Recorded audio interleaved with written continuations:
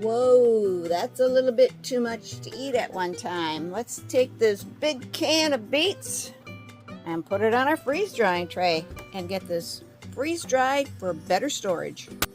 Hopefully my math is mathing, because I've got 3 cans here that I'm going to put on 8 trays.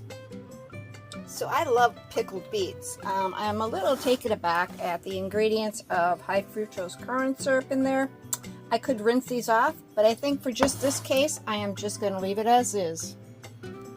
In case you're wondering how I'm doing this, we're doing 1 layer with parchment down, and then another layer of parchment, and we do another layer.